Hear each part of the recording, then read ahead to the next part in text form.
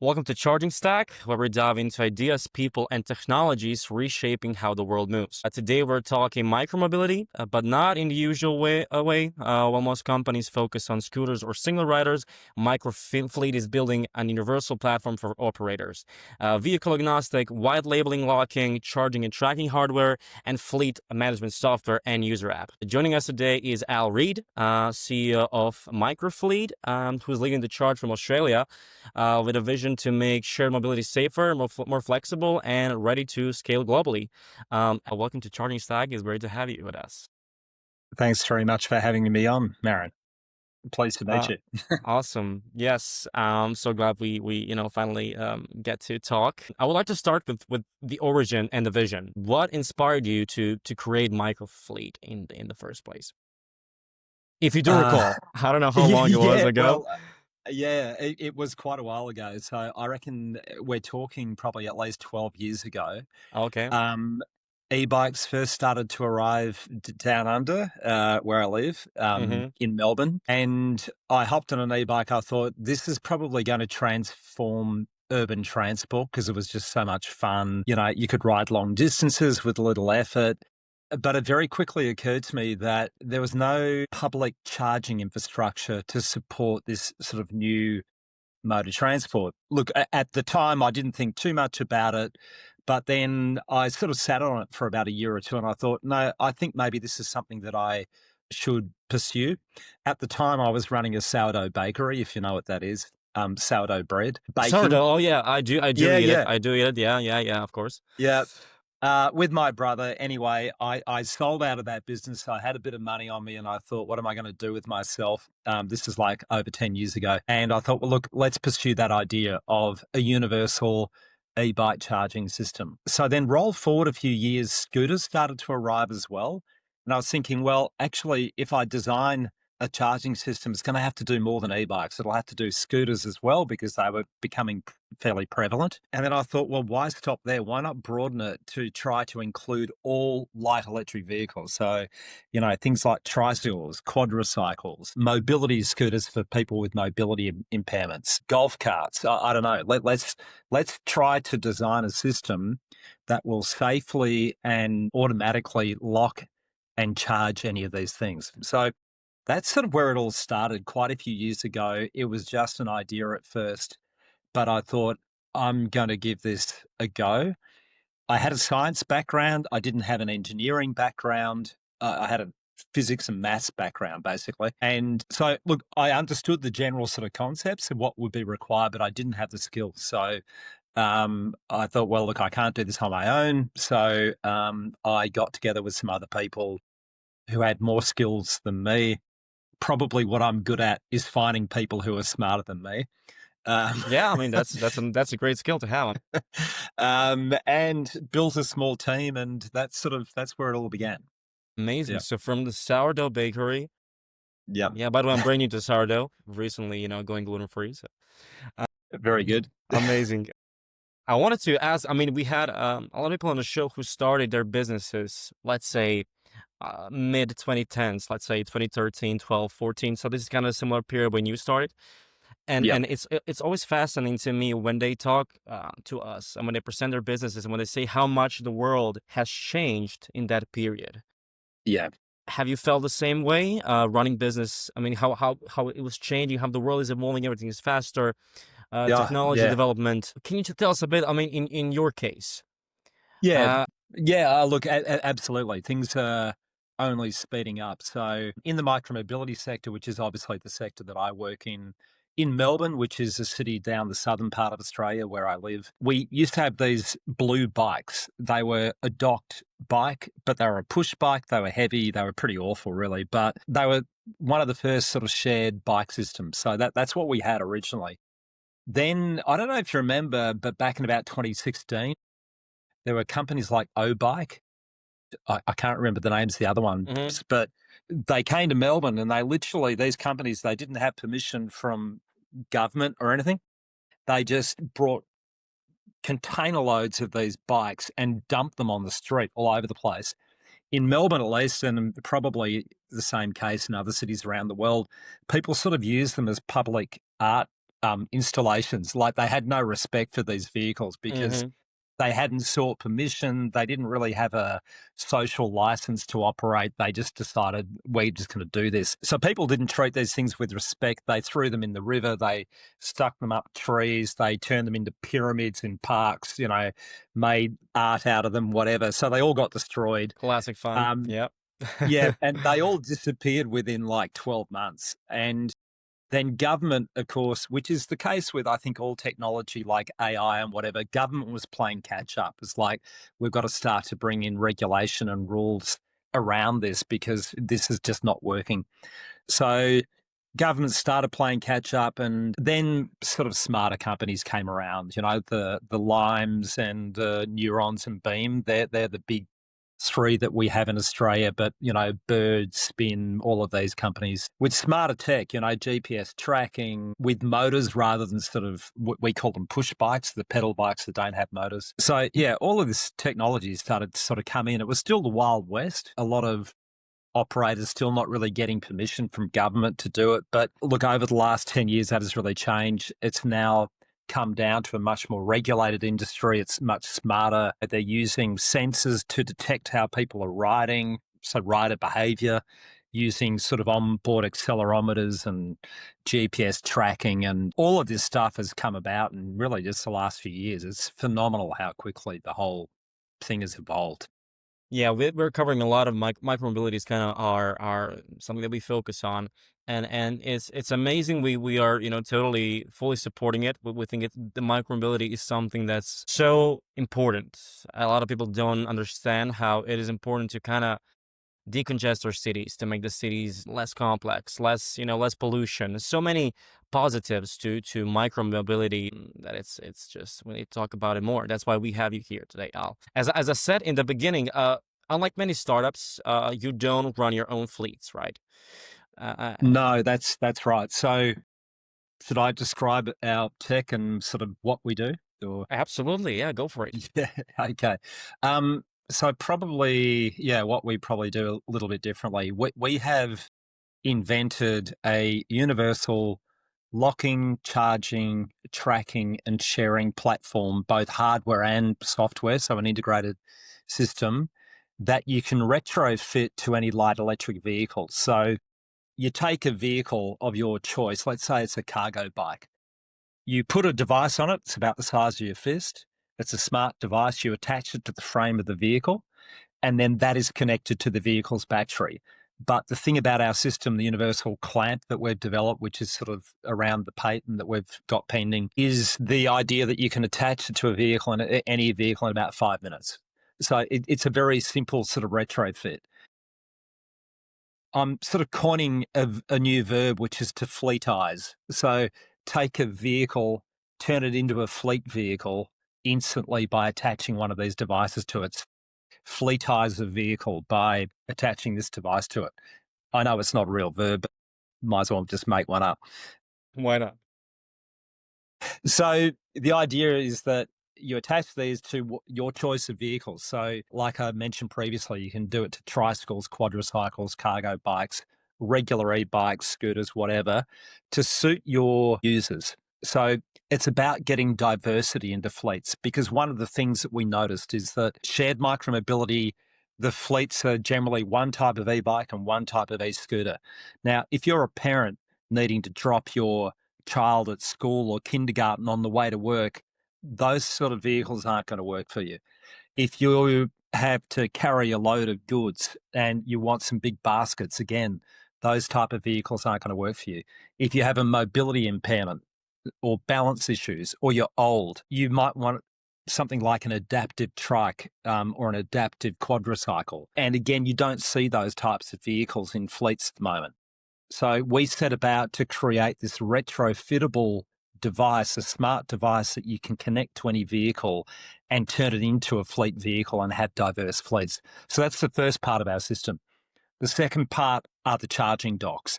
So these basically plug into that device that you've already connected to the vehicle. So imagine a box about so big you can stick it on a wall. It looks like an EV charger, like for an electric car.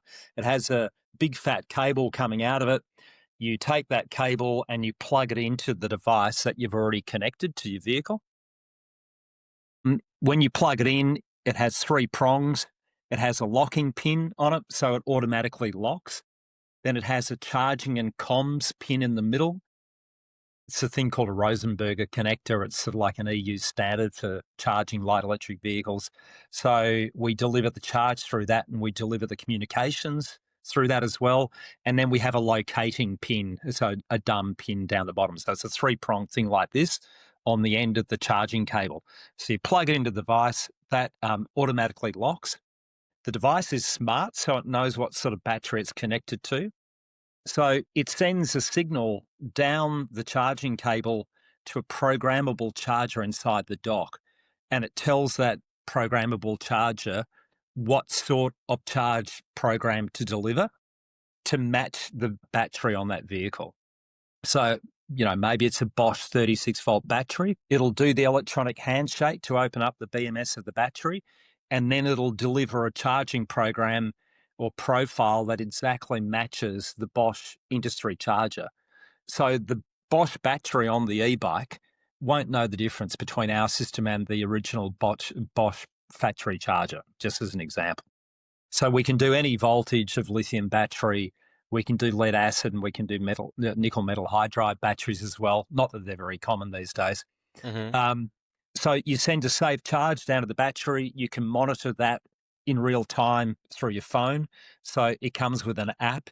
The app is also how you lock and unlock your vehicle. That device that you fitted to the vehicle also has a GPS tracker inside it, so you can track every vehicle that has this device on it. It has an accelerometer, so you can detect vehicle movement. It has an alarm in case someone tries to steal your bike and it moves without your permission. So it has all those usual sort of smarts built into that device. So what we're really doing is replicating what those big shared micromobility companies offer in their proprietary vehicles. And we're democratizing that by taking this device and allowing people to attach that to any type of light electric vehicle that they want. So you're not limited by the type, the architecture of that vehicle. You can choose whatever you want. So you create diverse fleets. That, in a nutshell, is how our system works. Amazing. So just for our listeners, you described OneDock and OneKey, right? And what I want to make maybe a small comparison. What is interesting to me, I mean, we recently, due to Europe putting pressure, but we switched to our iPhones now, being charged with USB-C cable, and in comparison wise, micromobility in Croatia right now, like all the kids have they're like electric scooters, and there's so many different brands, different chargers. And what if in one day when MicroFleet is scales globally, it's going to be really important for everybody to be able to charge their micromobility vehicles on the same chargers, because I feel like in the next decade or the next 5 years, scooters are going to become similar to our phones. Pretty much everybody's going to have one, or the numbers are going to grow rapidly because they're growing now rapidly. And the solutions like MicroFleet are super amazing, super crucial. And yeah, I was recently in Philadelphia, and we were riding their city bikes, and they had they have 2 brands of them, 2 companies running them. And I had the feeling every time I wanted to drop off the bike somewhere, there was the opposite brand, so I couldn't. So it's so Right. frustrating. I mean, the bikes look absolutely, pretty much the same. So why couldn't I drop off the bike here? And then also visiting their universities and seeing in their culture how much they don't invest in micromobility. Mm. And then maybe comparing to Europe, where we absolutely do. This is something that's a must. So I wanted to ask, as you being from the land down under, how's Australia as a test bed? How's Australia breeding when it comes to micromobility? Yeah, interesting question, Marin. To be honest, we're quite a long way behind Europe as well. Okay. Um, we were lucky in that the federal government has been quite supportive of our tech startup. So we've probably received over $1 million from our federal government to help develop our system. So if you find the right department of the government, they are willing to sort of help tech startups like ours. having said that, the micromobility ecosystem here in Australia, I think, and the market demand and the general understanding of the micromobility sector is probably 5 years behind Europe, if I'm Okay. being honest. Yeah. Okay. So if you think about where Europe was 5 years ago, I reckon that's where Australia is today. So we are based in Australia because we're Australian. Mm-hmm. If I had my choice, I probably wish I was, that I was Dutch or something like that, because the culture over there is much more understanding of the need for a universal system like ours. And that was the reason, of course, that I went to Europe recently. I went there in June for a few weeks. I went to Eurobike, which is the world's biggest Mm-hmm. bike Yep. trade show Yep. in Yep. Frankfurt. You probably know it very well. Yep. Yeah, I went to VivaTech in Paris just because it's a general sort of technology show, and I was invited by our local government to be part of a sort of a small trade mission. So I went to that. That was really interesting. And I went to Micromobility Europe, which is run by Micromobility Industries. I'm sure you know them as well. That was in Brussels. So that was Mm-hmm. really interesting. But those sort of events and just the level of awareness in Europe, but also North America, is pretty impressive too these days. It's very high. The flip side of that is that I suppose that there are opportunities down under, Mm-hmm. which, because it's a fairly nascent or new sector, I look at what's happening in Europe and I think to myself, well, actually, I really like what they're doing there. Why don't we just bring that back to Australia? Because no one's doing that here at the moment. And look, just to give you a couple of examples. So in Germany, they have what they call company bikes. So company bikes are where, a big bank, for example, it might have 1,000 employees, and they will provide e-bikes to their staff because they can do a bulk purchase and buy them cheaply, Mm-hmm. and the staff can do something, we call it salary sacrificing. I'm not sure what you call it in Croatia or in Europe, but it's like you get it cheaply as part of your salary. And I it's a understand what you're saying. Okay. it's a pre-tax thing, and it makes it much cheaper, basically. So they can provide their staff with e-bikes to get to and from their company office very cheaply, or they can provide a shared fleet that everybody in the building has access to. It's a very simple idea and pretty logical, but they just don't really exist down here in Australia. So, I'm looking around and thinking, well, that's an untapped market, and it's probably one that we're going to pursue, I think. Yeah, look, another example, in the Netherlands, you've got OV Fiets, which is a very famous public bike share system, those blue and Mm-hmm. yellow bikes that you find at train stations, with the idea that you hire a bike, you take it home overnight, and then you ride back to the train station in the morning. So it covers that gap between your house and the train station, or you can hire it at the other end to get from the train station to your workplace and then back. So that first and last mile trip, again, we have those gaps in our public transport network here in Australia as well. And I think micromobility is the perfect mode of transport to fill those gaps, but it's just not being done in any sort of coordinated way down here in Australia like it is in the Netherlands, for example. So, yeah, I look overseas, and I guess the advantage of being Australian is that we're in this sort of market that's not very developed, and Absolutely. we can look internationally and get ideas and steal them. Absolutely, absolutely, absolutely. Congrats on being brave and exploring new markets and exploring new segments. That's yeah, that's you're pioneering, fairly in micromobility pretty much. Yeah, Um, thank you. of course. I wanted to maybe shift back to the product again and ask you maybe I have one misconception I'm thinking about. And I was asking that one of our guests that we had here, a similar question. Is there like a biggest misconception people have, or investors have, or people who you approach have about universal charging, about your solution? Yeah, okay. So universal charging is difficult, which is why there is this, market gap. Mm-hmm. So as you described a little bit earlier, Marin, one of the issues is that every brand of battery manufacturer has a different style of charging port in their Mm-hmm. battery. So, Bosch has their own proprietary port, Shimano has theirs, etc. Right? So, I have to confess, the only non-standard part of our system, of our platform, is the short charging lead that has to go from our one key device, so that's the universal charging adapter that we fit to the vehicle's frame. We need to run a lead from that to the vehicle's battery, where it plugs into the battery. That's the bit that we obviously need to change. So we basically, look at the major types of plugs on the market, and we provide those with our system. It's a fairly small bit of equipment that we need to offer that varies. Everything else on our platform is standard. So when we say universal charging, there's a little asterisk that you have to put Mm-hmm. beside it and go, there's a little bit of detail there that you need to take care of. Uh, but it's fairly simple, that approach. Mm-hmm. So that's how we address it.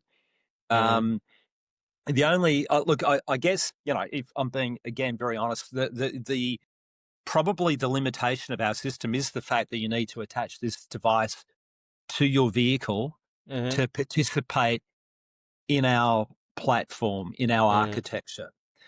Our long-term goal is to make that device as cheap as possible and mass produce it, and to make the protocols publicly available so that other people can interface their software with it through very simple APIs and that sort of thing. Like, want to be as open and willing to partner with as many people as possible, because that's sort of how you solve these problems. The issue that our industry has had to date is that everyone's trying to capture their little part of the market.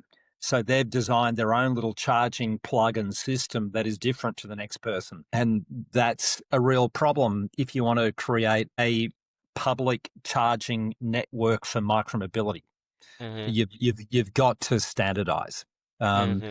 And look, I mean, Europe is making steps towards that. There's a thing called a Rosenberger plug that we have integrated into our system. It's sort of become one of the standard charging interfaces that the European Union is basically recommending that the industry uses going forwards. So we are starting to sort of, I think over the next sort of 5 or 10 years, I think a lot of that stuff will become very standardized. Mm-hmm. And we'll overcome this issue of having 20 different charging styles. Yeah. Yeah, Yep. well, I mean, we wish you all luck, and we're not, questioning your abilities. We are confident you're gonna manage to do it. Maybe shifting back from hardware a bit to software. You mentioned there is an app. You have the app. So not every operator, for example, has their own tech stack. And how does your fleet management software help them run data? Yeah, so good question, Marin. So obviously, we again partner with people who run micromobility fleets. We don't run the fleets ourselves. We provide them with the universal infrastructure to help them do it. Those fleet operators have different levels of capability. So some of them already have their own software, user interface on a mobile app, plus the fleet management dashboard that sits in the background. We don't try to replace what they're doing. We just integrate our tech through an API with their existing tech. But then there are other people who would like to get into the micromobility fleet market who don't have anything. So an example might be like a university. And a university might say, what we'd really like to do is create a system where we can control the charging of student and staff vehicles, scooters, e-bikes, and whatever. We're looking for a tech stack that will take care of that. In that sort of situation, we'd provide not only our hardware, but we'd provide the software as well. So that's the fleet management dashboard that lets you see everything in real time through the GPS tracking device that we've embedded into our one key device. And it includes a fairly simple user app that you use on your mobile phone. We haven't developed this ourselves. Again, I'll be pretty open about this. We've partnered with a French company called TrackApp, Mm-hmm. and we have fully integrated our mechanical system with their IoT module and their software. We didn't want to reinvent the wheel and realize there were people out there already doing that stuff probably better than we could do. So we partnered with this French company, and they've provided this lovely sort of interface and back end fleet management system that we've Mm-hmm. integrated into our sort of mechanical and hardware stack.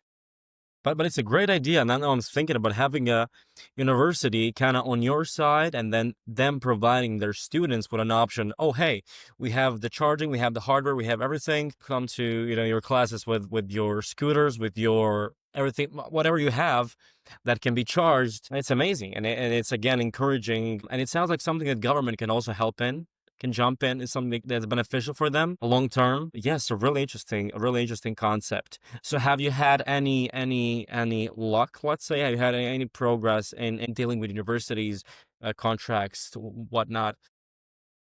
Yeah, so just to sort of let you know where we're at in our development journey. So we spent about, if you ignore the 5 years that I spent with a previous startup, I tried to get that off the ground. I actually raised some capital and whatever, but I was too early in the market over here in Australia, so that fell over. I failed on that one.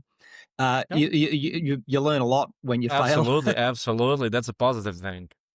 Yeah, so Absolutely. on the second go around, we formed MicroFleet back in 2021. So we've been developing our technology stack for the last 4 years. We completed what I would describe as an MVP, so minimum viable product, a working system at literally at the start of this year, so in about March this year. So it's pretty early days for us, Marin. The reason that I came to Europe and went to all those trade shows was basically to introduce our technology platform to the European market. We find that it's always best to meet people face to face. You can try and do online marketing and all that sort of stuff, but there's a lot of noise out there. There's a lot of competition. Absolutely. So we find the trade shows and the opportunities to meet people in person are really the best way to go. So where we're at now is we are in discussion with various distribution partners and clients in both Europe and North America. In North America, I was very lucky to find a guy called Lee Jones, who is probably considered the guru of North American bike sharing. He used to run the B-Cycle scheme, which was owned by Trek in the US. So he's been doing this for years. But so he very kindly has been helping me sort of seed the North American market. So he's introducing us to people over there. So yes, we're having discussions in North America and Europe simultaneously, and they're probably looking more promising than the discussions we're having with the local, prospects down here in Australia. So yeah, an interesting sort of juncture coming up for us as to where do we, because we're only a small company, so where do we focus our efforts? Do we sort of throw our lot in with Europe and North America, or do we try and do Australia as well? Yeah, an interesting time for us. We are looking to raise capital. So if there's anyone listening to this podcast who's interested in getting in touch, we are going to do a seed capital raise very shortly. We think we've sort of demonstrated that there is demand for our system out there because we're speaking to a lot of interested parties. The bit that we need now is some capital. So yeah, that's where we're at right now, Marin. Absolutely. We are here, to kind of digest the noise, to present to the right people, and for our listeners to actually know your products, and to see what great things you're doing. So yeah, we wish you all the luck again. Thank you. We were mentioning universities quite a few times already, and I was reading. So what problems does it solve? I was reading like there's like a potentially battery fire risks, messy parking. 'Cause there's so many benefits. Maybe we haven't touched on that. Sure. What key problems are we solving with MicroFleet? Okay, so if you think about universities and in particular university students, they're generally not very well off. So they don't have a lot of money. They're Mm-hmm. studying, maybe doing some part-time work or whatever. So when you think about mobility options for university students, e-scooters and cheap e-bikes are amazing because all of a sudden they have this affordable mobility option available to them. You can buy a scooter off eBay or Amazon for like $500, right? So all of a sudden you've got wheels, you can motor around, you've got that independence. So those cheap, generally Chinese built scooters and e-bikes are ubiquitous. They are everywhere, and university Mm-hmm. students are one of the primary markets for those.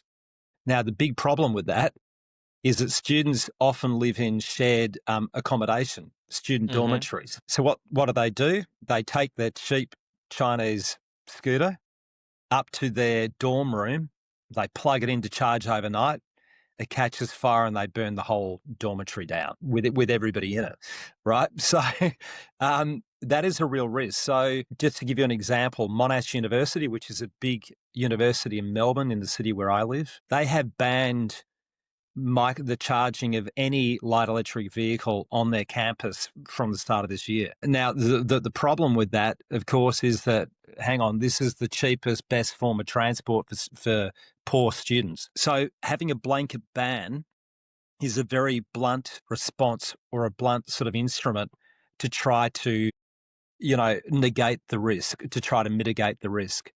So a better approach would be to take something like our system, attach those devices to the students' vehicles, and give them a universal charging station outside their dorm rooms.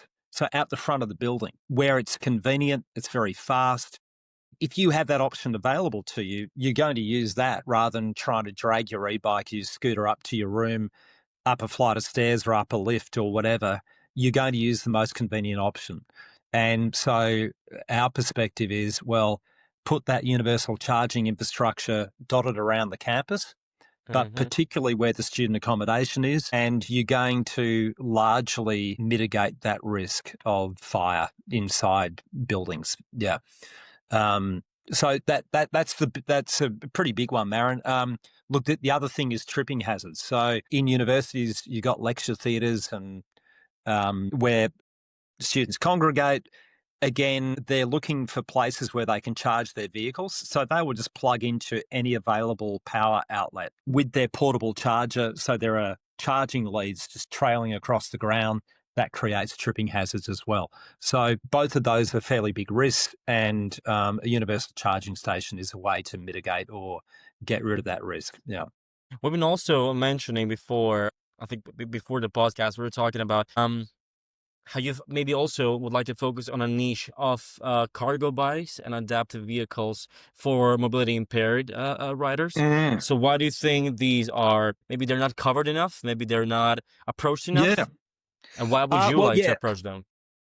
Okay, so the challenge with those large cargo bikes and the adaptive trikes and quadricycles is their large footprint, Mm-hmm. and they're a different shape and size compared to a regular bike. So all the docking stations that you see out there at the moment, they're built for regular e-bikes. So again, we tried to devise a system that was completely modular and flexible. So those charging cables that I described that we use, we can change the length of those. We can change the thickness of the chain to be more or less secure depending on how Mm-hmm. risky the environment is. So we can go up to like a 12 mil hardened steel chain inside our charging cable for really sort of high security or whatever. But we can change the length as well. So if you've got an oversized cargo bike, like I don't know what you call them in Croatia, but we call them long johns. They're the ones with the big box at the front Mm-hmm. that you can put kids in and whatever. Mm-hmm. Those are like up to 2.4 meters long. Those are big boys, yeah. Yeah, yeah. Like Fiats, I think they call them. Anyway, so what you need is a flexible system that's completely modular and that can accommodate all these different form factors. Mm-hmm. Um, and so, which is what our system does. And so we think this opens up this whole new area, which is, um, the adaptive trikes and quadricycles for people with mobility impairments or balance issues or older people who aren't very mobile. There are so many use cases for those. And then cargo bikes, cargo bikes are incredibly popular in the private market, but you just very rarely see them in the shared fleet environment. There is a great company called Cargo B or Cargo B, I think they are in the US. They're really doing well because they have just chosen the Urban Arrow as their default cargo bike, and people are loving it, because cargo bikes are expensive too. Like you can Mm-hmm. really Mm-hmm. good quality cargo bike. A lot of people aren't going to be able to afford that. So if you can rent one temporarily or lease one for a short term via a fleet, it Mm-hmm. makes a lot of sense. So yeah, we think cargo bike fleets, adaptive vehicle fleets, they're going to be one of the next big things. Yeah, so you mentioned shared mobility. So my next question was, do you see potential of peer-to-peer sharing inside, like, let's say, environments like universities? Yeah. Yeah, look, I think peer-to-peer sharing is a really interesting one, Marin. The biggest challenge with peer-to-peer sharing is the risk management. Mm-hmm. Okay, so peer-to-peer sharing refers to the ability to take your private e-bike or cargo bike or whatever and share it with people that you choose to share it with. So it could be just your family and friends, or it could be strangers as well. And with our system, absolutely, you've got the ability to do peer-to-peer sharing. So it's not a technical issue; it's a risk issue. Mm-hmm. The risk is, how do you know if that private vehicle is fleet worthy? In other words, is it up to standard? Has it been maintained properly? Did the last person who used it, snap the brake cable and not report it, and then all of a sudden you're coasting down a hill and find you've got no brakes?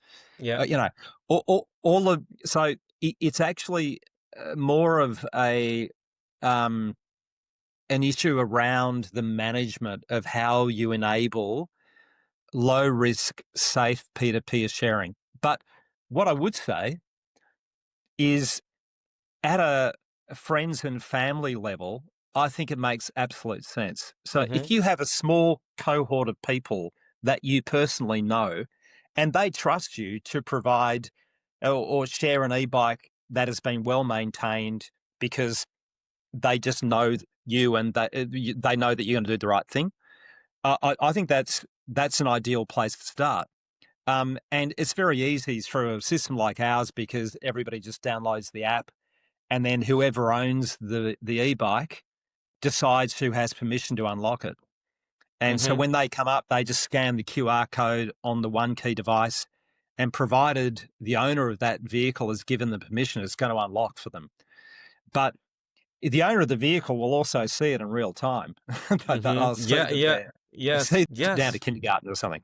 Hmm. Or in the future, potentially, you could, through your app, you could potentially rate the owner, and then you can be sure, okay, this person is, takes care of its bike. The bike is regularly checked. And this happens. I think there's a huge potential. Actually, So sorry, kind of like was the it? Uber Yeah, rating, yeah. yeah, yeah, yeah, yes, yes, Mm. or a shared. I don't know. You guys have the similar app. It's called BlaBlaCar in Croatia. It's where you take rides with people if they're somebody's traveling from I don't know, Oh, Vienna yeah. to Budapest, and then you can join them. So they have the rating as well, so you can Oh, yeah. trust the person. Yeah. So Very um good. I'm I like that. awesome. I mean, we're here to brainstorm. I told you this is totally relaxed podcast. We are not on the national television. If something good's come out of this, maybe we can be co-investors. Who knows? Uh, Sounds good. Kind of shifting to the end. I have a few light and rad questions, but before that, I want Go. to ask you, like a fictional one. By let's say 2030, what does a city running on MicroFleet look like? What look like, Or Marin? what does a city look like running on MicroFleet? Okay, so if I had a magic wand and Yeah, I could yeah, go that's 20, what I wanted to ask. 2030. That's what I wanted to ask. Okay, Yes. so let's imagine it's Amsterdam. Mm-hmm. What I would love to see is MicroFleet universal docking stations at every train station, down every street as well. And everybody just fits this device standard to their private electric bike, scooter, whatever. And it gives the city complete sort of insight into user behavior, travel patterns, because it's a massive data gathering exercise. Mm-hmm. So yeah, look, I mean, my dream would be to see it fully integrated into a city's transport system.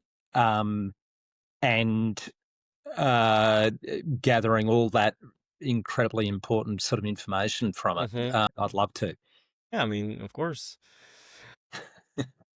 Now going back to now going to the lightning round questions. I have Okay, four of them. right. So you can answer in like a sentence or two, word or two.